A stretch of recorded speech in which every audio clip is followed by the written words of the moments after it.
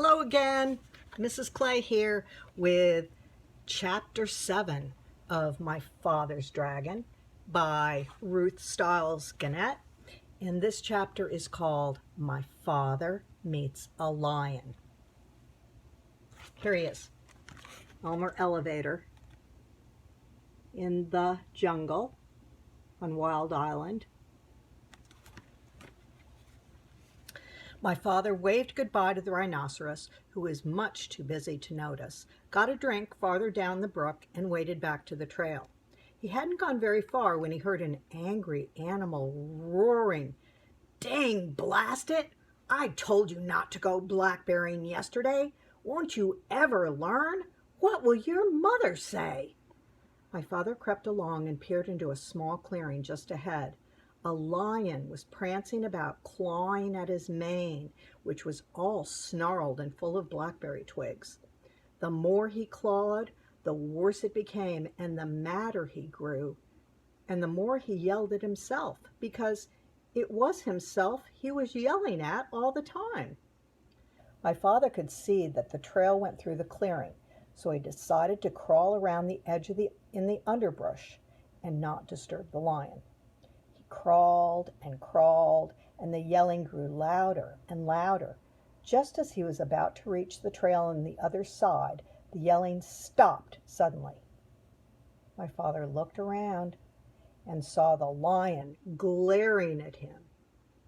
The lion charged and skidded to a stop a few inches away. Here you'll see. He stopped just a few inches from Elmer Elevator, our hero.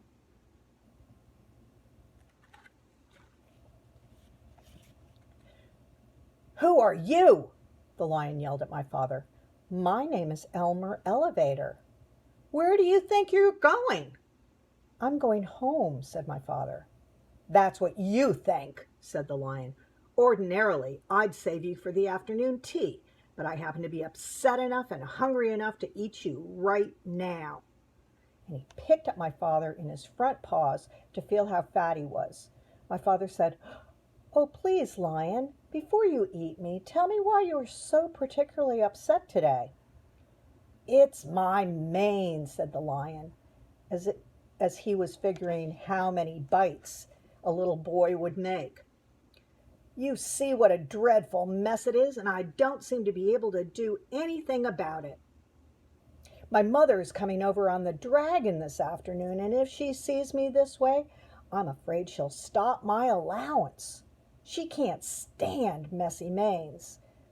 But I'm going to eat you now, so it won't make any difference to you." "Oh, wait a minute," said my father, "and I'll give you just the things you need to make your mane all tidy and beautiful. I have them here in my pack." "You do?" said the lion. "Well, give them to me, and perhaps I'll save you for afternoon tea after all." And he put my father down on the ground.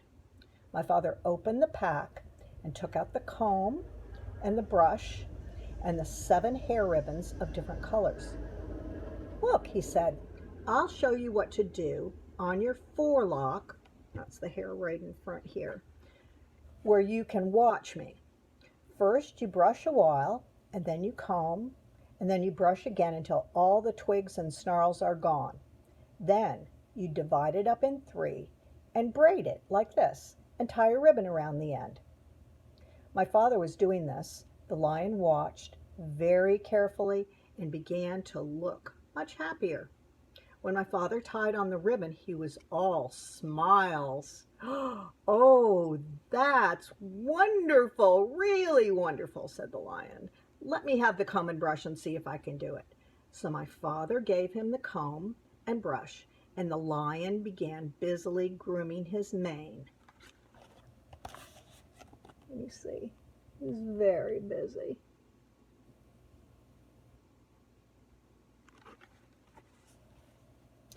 As a matter of fact, he was so busy that he didn't even know when my father left. And here's how he looks now. He's all finished. Do you like that? All his braids and bows. I think he's feeling quite happy. and handsome. But that is the end of the chapter. That's the end of chapter 7. So you have to come back next time for chapter 8, which is called My Father Meets a Gorilla. All right? So I'll see you then. Bye-bye.